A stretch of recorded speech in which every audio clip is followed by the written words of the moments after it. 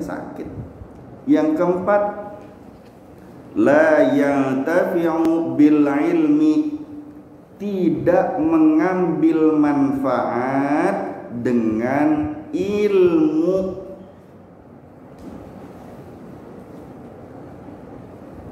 Tidak mengambil manfaat dengan ilmu. Dia belajar banyak, ya, di sekolah ya belajar, di kehidupan sehari-hari banyak Allah berikan pelajaran-pelajaran, tapi dia tidak mengambil manfaat dengan keilmuan yang itu adalah hidayah dari Allah. Ya, dia punya keilmuan misalnya begini, tombo ati iku ono liman perkara kaping pisan moco Quran samaknani, kaping pindo salat wangi lakonono, kaping telu zikir wangi ingkang suwe. Misalnya dia tahu itu. Halo, kaping papat weteng ira ingkang luwe, kaping limo halo, wong kang saleh kumpulono, tombo ati, obatnya hati. Kan hati ini sakit nih, ciri-ciri hati sakit. Ada obatnya dong. Obatnya penyakit hati itu ada 5. Tombo ati kuono limang perkoro. Kaping pisan. Yang pertama, apa itu obatnya hati? Halo? Moco Quran. Membaca Quran sambil direnungi dan difahami maknanya. Jadi bukan cuma dibaca Qurannya tanpa dia mengerti dan paham maknanya, tapi sampai direnungi. Nah, dari hasil bertafakur merenungi isi Al-Quran tadi, maka dia akan hatinya terobati. Ya, baca Qurannya saja sudah merupakan obat buat hati. Berzikir dengan Quran, membaca Qurannya saja sudah merupakan obat bagi hati, penggugur dosa, mengangkat derajatnya. Apalagi dia sampai bertafakur, memikirkan dan memahami isi Al-Quran. Itu obat hati yang pertama. Kaping pindo, halo, sholat malam yang lama, sholat malam yang banyak, sholat malam, ya, sholat malam kita bermunajat kepada Allah Subhanahu wa Ta'ala. Di mana yang lain sedang terlelap tertidur, kita bangun di hadapan Allah, kita mengutarakan seluruh apa yang kita butuhkan di hadapan Allah, curhat sama Allah, ya, meneteskan berbagai macam air mata kesedihan karena kita banyak dosa di hadapan Allah, mengakui kekhilafan dan kelalaian kita di hadapan Allah saat yang lain sedang terlelap tidur, kan gitu. Itu membersihkan hati, mengobati hati. Salat malam. Yang ketiga, berkumpul dengan orang soleh, ya, berkumpul dengan orang soleh.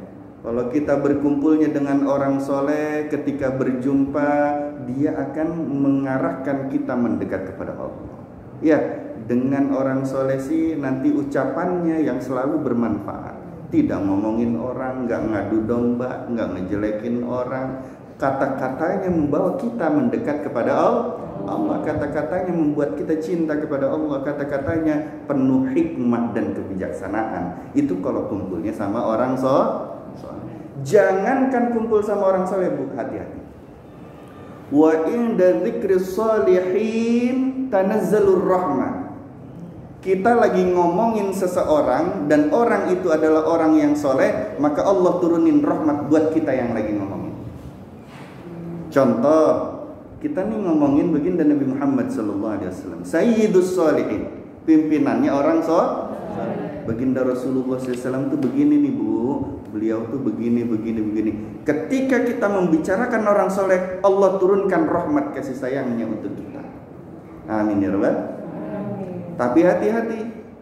Wa inda dzikril fasikina awil kafirina awil munafikina awil musyrikina tanazzalu la'na.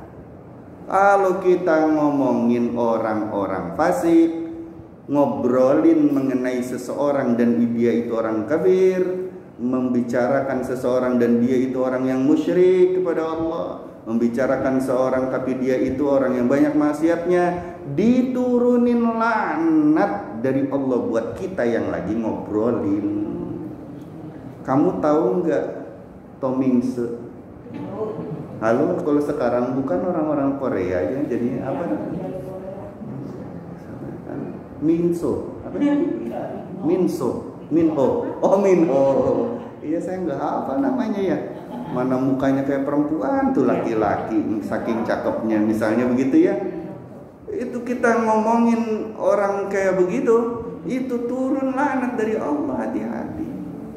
Nah, kalau ngobrolin tentang orang soleh, apalagi kita bisa berdekatan, bersahabat dengan mereka, banyak berkomunikasi dengan mereka, ya insya itu membersihkan hati. Bu, kalau ngobrolin orang yang suka dilaknat oleh Allah, kita akan kebagian laknat. Gimana kalau kita sampai jatuh cinta, sampai suka sama pemain-pemain film itu, drakor, hadirin, betul nggak?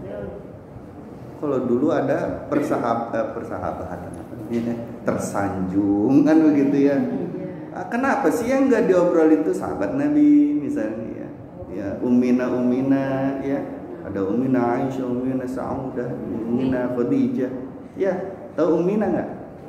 Ibu kita bersama ya. Ibu kita bersama itu siapa? Ummahatul Mukminin, ibunya orang-orang yang beriman, istrinya baginda Rasulullah SAW. Kenapa sih kita nggak bicarakan mengenai Sayyidatuna Fatimah Zahra, berkaitan dengan akhlak-akhlaknya, kesantunannya, kecintaannya kepada baginda Nabi Muhammad SAW, berbaktinya kepada suaminya? Kenapa nggak bicarakan yang begitu? Kenapa sinetron yang diobrolin? Halo? Belajar. Makanya belajar. Itu pentingnya kita menuntut ilmu. Ya. Terus kalau sama orang soleh nanti yang hadir ya ilmu, kebijaksanaan, diarahkan kepada Allah. Insya Allah. Kemana tadi? Keempat sekarang? Kelima. Udah kelima aja, cepet amat. Satu, baca Quran dan mananya. Dua, ciri hati berkarat. Obatnya hati dulu. Obatnya hati kan 5 tadi apa? 1, baca Quran dan maknanya, salat malam, berkumpul dengan orang, kayaknya baru sampai situ ya. Yang keempat, obat hati, ya, zikir yang banyak, banyak berzikir. Ala bizikrillahi tatmainnul qulub. Ingatlah, dengan berzikir kepada Allah hati menjadi tenang. Itu hati tenang tuh karena apa? Karena lagi diobatin. Ya, hatinya berzikir kepada Allah, mengingat Allah, banyak-banyak berzikir, baik dengan zikir lisan, zikir hati, zikir fikir, zikir dengan perbuatan, ya. Itu membersihkan hati. Yang kelima, wetengi kang luwe, banyak berpuasa. Kalau hatinya itu pengen dicemerlangkan oleh Allah, hatinya bercahaya, hatinya diobati dari macam-macam penyakit, maka hatinya itu harus dilatih, dikekang nafsunya melalui puasa. Bentar lagi Ramadan, mudah-mudahan umur kita sampai Ramadan. Bu, ya, berbuah. Dah, itu tadi karena ada obatnya ya. Ini penyakitnya belum diterusin. Tadi sampai mana penyakitnya? Sampai nomor 4. Nomor 5 penyakitnya ya. Ciri hati yang sakit dan berkarat. Yang kelima, la yang tafi'u bimukhalatis sholihin, dia tidak mengambil manfaat. Tidak mengambil manfaat bersahabat dengan orang soleh. Dia tidak mengambil manfaat bersahabat dengan orang soleh. Maksudnya bagaimana? Dia sering ngobrol sama orang soleh, dia sering ketemu sama orang soleh, dia sering hadir di majelis-majelisnya orang soleh, tapi nggak pengaruh sama hatinya. Ya, dia sering mendapatkan ilmu dari orang-orang soleh itu, tapi dia tidak ambil kemanfaatan.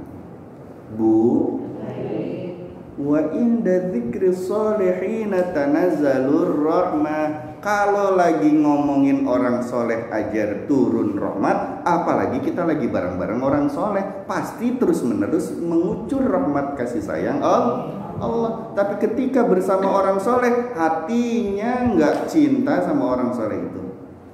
Cintanya sama drakor tadi kan pemainnya. Ketika bersama orang soleh, tidak dimanfaatkan kebersamaannya dengan orang soleh untuk bertanya mengenai bagaimana cara mendekat kepada Allah. Tidak diambil manfaat.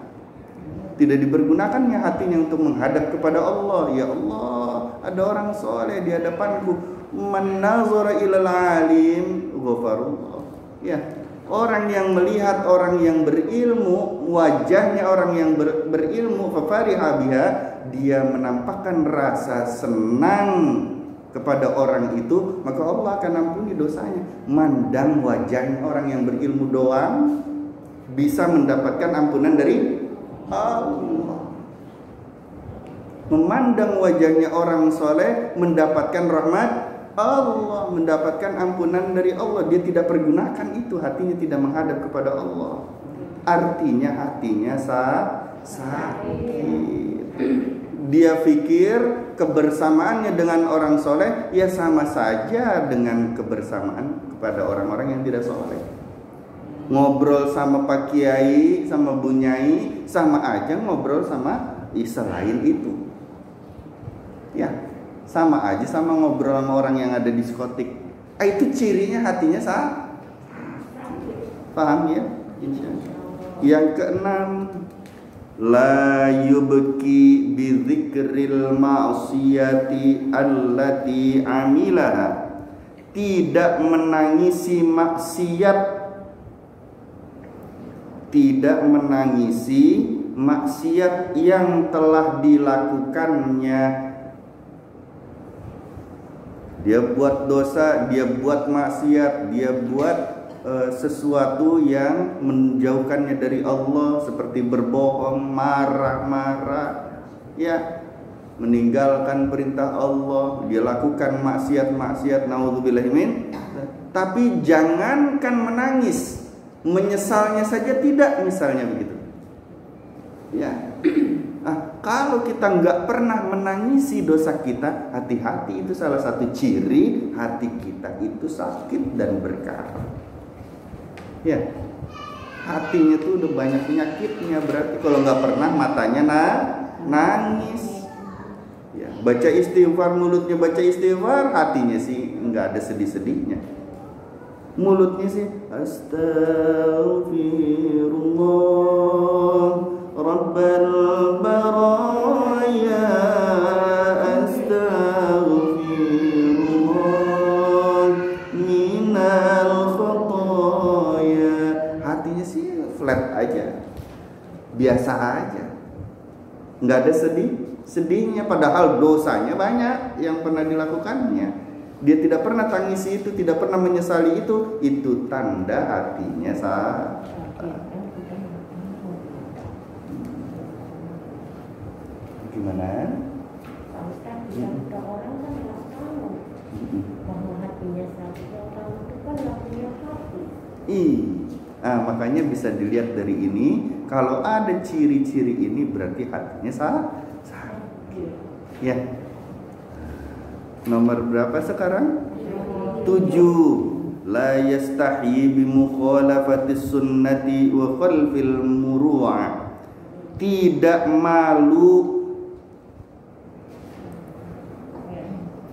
malu berbuat sesuatu,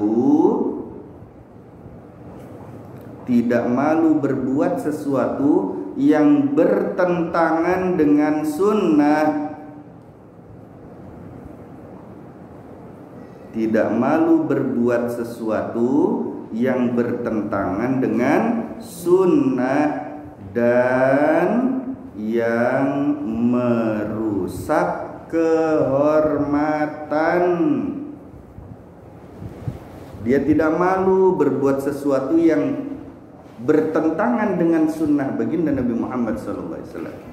Ya, dia tidak malu itu berbuat sesuatu yang bisa merusak kehormatan dirinya, kehormatan keluarganya, bahkan kehormatan agamanya. Dia nggak malu berperilaku semacam itu. Halo? Di akhir zaman nanti, naudzubillahi min dzalik, itu perzinahan dilakukan dan ditonton orang banyak, itu udah biasa. Di pinggir-pinggir jalan orang melakukan zina itu biasa. Ada nggak sekarang? Banyak. Nyecre insya Allah nggak ada. Coba kalau udah ke puncak. Coba kalau udah ke pohon-pohon cermai. Berapa banyak yang pada ngumpet di belakang pohon. Cermai apa-apaan itu, pohon apa itu? Saya asal ngomong aja tahu pohon apaan itu. Pohonnya tinggi-tinggi pokoknya. Coba kalau malam-malam ke rel kereta. Loh, ibu belum tahu? Malam-malam coba di kolong jembatan, flyover. Halo? Itu akhir zaman, ciri-cirinya sudah mulai ada. Mereka tidak malu merusak kehormatan dirinya, kehormatan keluarganya, bahkan kehormatan agamanya dengan berbuat semacam itu. Itu sudah sangat jauh dari kesunahan baginda Rasulullah SAW. Ya, wala taqrabuz zina, mendekatinya saja nggak boleh. Kalau dulu kita canggung betul kemana-mana rendengan belum nikah, sekarang nggak ada malu-malunya. Bahkan disetujui sama orang tua. Hati-hati orang tuanya nanti keseret neraka. Kalau punya anak jagain, apalagi perempuan. Jangan mau digeret-geret sama laki-laki pulang malam-malam gak karuan. Ya, kemana-mana. Dijaga. Insya Allah. Berapa sekarang?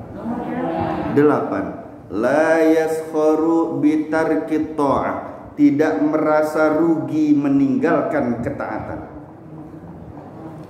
Tidak merasa rugi meninggalkan ketaatan. Hayya 'alas shalah. Dia suruh sholat, nggak mau sholat. Nggak ngerasa rugi, nggak ngerasa punya utang, nggak ngerasa dikejar-kejar kesalahan. Halo? Padahal sholat itu wajib, tapi dia tidak merasa ya rugi kalau nggak sholat. Puasa di Ramadan, yang lain pada puasa, dia pada nggak puasa misalnya gitu, nggak ngerasa rugi. Bahkan yang puasa malu sama yang nggak puasa. Yang puasanya malu sama yang nggak puasa, kan aneh. Halo? Kejadian begitu nggak? Ada. Ya Allah ya. Dia tidak merasa rugi meninggalkan ketaatan, itu tandanya hatinya sakit. Yang ke-9 biar cepat. La yajidu halawatut ta'ah. tidak merasakan manisnya ketaatan. Ciri hati sakit, tandanya hati seseorang itu sakit, dia tidak merasakan manisnya ketaatan. Sholat pengennya buru-buru, itu namanya nggak manis di dalam taat. Ngaji pengennya buruan udahan, baca Quran, baca Yasin baru juga mulai, udah dibuka halaman selanjutnya, berapa halaman lagi sih? Masih lama. Pengen cepet-cepet selesai. Ayo ketahuan begitu.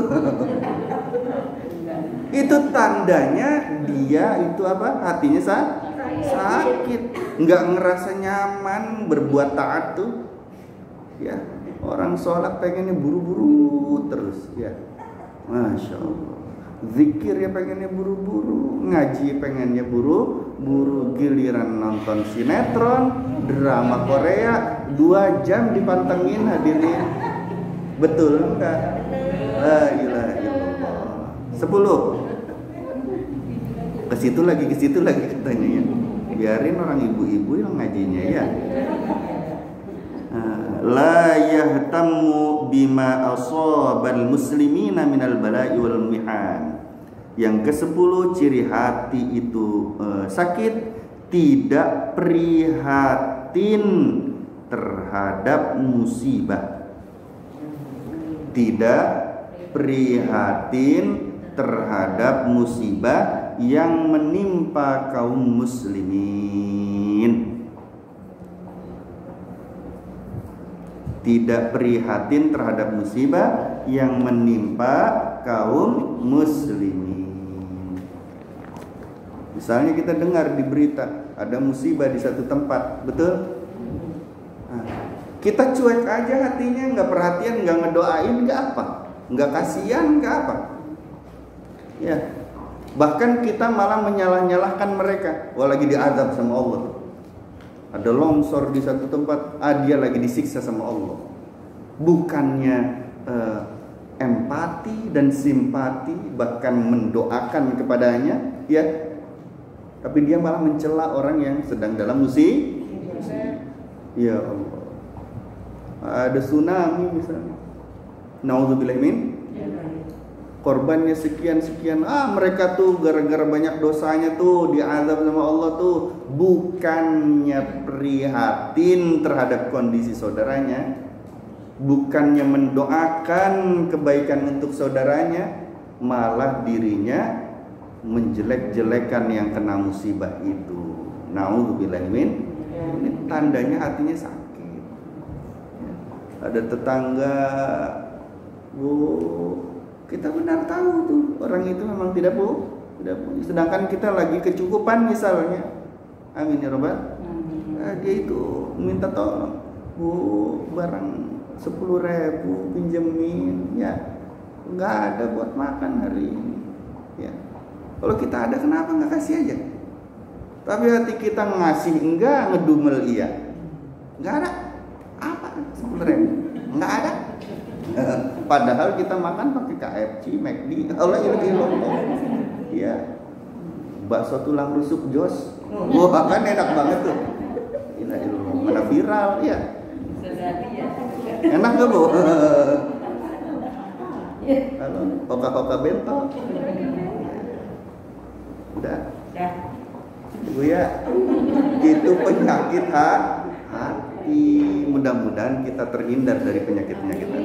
Ya, mudah-mudahan Allah berikan obat-obat pada penyakit hati kita. Bu, satu amalan di bulan Sya'ban dimulainya. Kalau mau minum air putih, setelah menghadap kepada Allah hatinya dan membaca basmalah, baca doa ini. Biniyatis syifa wa bi barakatil Mustafa sallallahu alaihi, ya, baru minum. Ya, diingati. Alhamdulillah. Semoga kita semua menjadi hamba terbaik, hambanya Allah Subhanahu wa taala, menjadi umat terbaik, umat baginda Nabi Muhammad sallallahu alaihi wasallam. Semoga anak keturunan kita juga menjadi hamba terbaik dan umat terbaik. Semoga Allah Subhanahu wa taala mewafatkan kita dalam keadaan husnul khotimah, mengampuni dosa-dosa kita, Allah merahmati kita, Allah memberikan keberkahan pada umur kita, memberikan keberkahan pada semua yang ada pada diri kita. Anak-anak keturunan kita juga diberkahi oleh Allah Subhanahu wa taala. Semoga Allah sayangi kedua orang tua kita, Allah ampuni dosa kedua orang tua kita, Allah tinggikan derajat kedua orang tua kita, Allah hilangkan kesulitan dan kesusahan pada kedua orang tua kita, Allah ganti dengan kebahagiaan kepada kedua orang tua kita. Amin ya rabbal alamin. Wallahul muwaffiq ila aqwamit thoriq. Assalamualaikum warahmatullahi wabarakatuh.